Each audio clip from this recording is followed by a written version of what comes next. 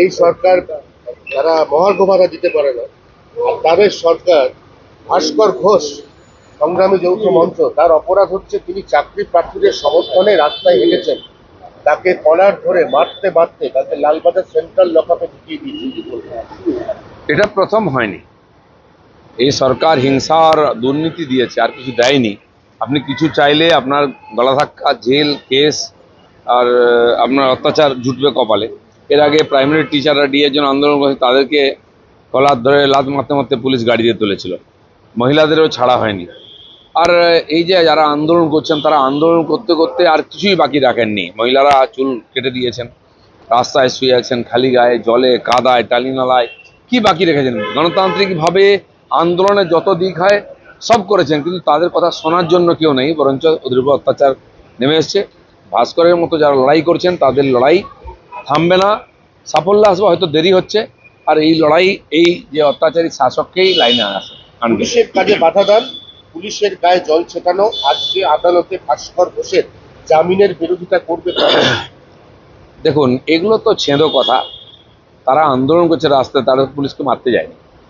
Police ওদের আন্দোলনে বাধা দিয়ে যেন পুলিশের উপর কেস হওয়া উচিত। গণতান্ত্রিক আন্দোলন চলবে। যে নেত্রী গণতান্ত্রিক আন্দোলন করে উঠে এসছেন, আজকে এখানে বসেছেন, তিনি গণতান্ত্রিক আন্দোলনের যে গলা টিপে দেন, তাহলে মানুষও তার বিচার করবে। সব মিথ্যে, সব বিজেপির চক্রান্ত, আদালতে যাওয়ার পথে শাহজাহান। হ্যাঁ, শাহজাহান যখন ধরে ধরে খুন করছিল, মহিলাদের উপর অত্যাচার করছিল, তখন মনে ছিল না একদিন জেলের ভাত খেতে হবে। এখন ধরা পড়ে গেলে বিজেপির চক্রান্ত। ওখানকার মহিলারা কেন ঝাড়ু নিয়ে বেরিয়েছিলেন, কেন রাস্তায় বেরিয়েছেন, তারা দুঃখের কথা নিজেরাই বলেছেন। কোথায় বিজেপি? বিজেপিকে তো ঢুকতেই দাওনি। তার আগে ওরা কেল্লা ফতে করে দিয়েছেন। এখন জেলে থাকো, আইন যদি ছাড় দেয়, যদি নির্দোষ প্রমাণ হবে, বেরিয়ে আসবে। অভিযোগ করছে যে শুভেন্দু অধিকারীর লোকজন তাকে সাহায্য করছে। ভালো কথা তো, জিতে আসুন না। খুব দুর্ভাগ্য ওনার। টিএমসি এমন ফাঁসিয়ে দিয়েছে না, বেরোতে পারছেন না। আর कहीं का ईंट कहीं का रोड़ा, টিএমসি ने कुनबा जोड़ा, রেজাল্ট হলে বুঝতে পারবেন। কঠিন জায়গায় পা দিয়েছেন উনি। যেন যার ইচ্ছা সাহায্য নিয়ে নেন। ওনার পার্টিও তো ওনাকে সাহায্য করছে না। আমি যদি বলি ওনার পার্টির লোকেরা আমাকে সাহায্য করছে। হুগলি লোকসভা কেন্দ্রে রচনা লকেট দৈবাতে ফের প্রাসঙ্গিক সিঙ্গুরের ন্যানো কারখানা চলে যাওয়ার জন্য তৃণমূল দায়ী, আর এ বলছে কারখানা চলে যাওয়ার জন্য বামেদের ভুল শিল্পনীতি দায়ী। উনি শিল্পনীতির কি বোঝেন? সিনেমাকরণ, ওই সিনেমা শিল্পটাই দেখুন। দেখুন, লকেটের সঙ্গে রচনার তুলনা হয় না।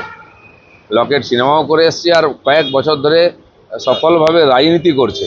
লোকসভায় জিতেছে, লোকসভায় গেছে, পার্টি স্বীকৃতি দিয়েছে এবং সাফল্যের সঙ্গে নেতৃত্ব করেছে। সেই জন্য লকেট অনেক এগিয়ে আছে।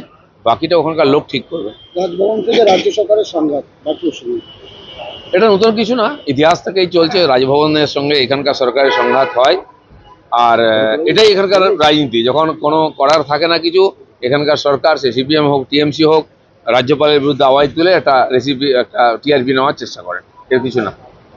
যারা গোষ্ঠী কোন্দলের কারণে দিলীপ ঘোষকে এখানে অর্থাৎ মেদিনীপুর থেকে প্যাকিং করে পাঠানো হয়েছে, মন্তব্য করছেন কীর্তি আজাদ। কীর্তি আজাদকে বাংলার রাজনীতি বুঝতে সময় লাগবে একটু।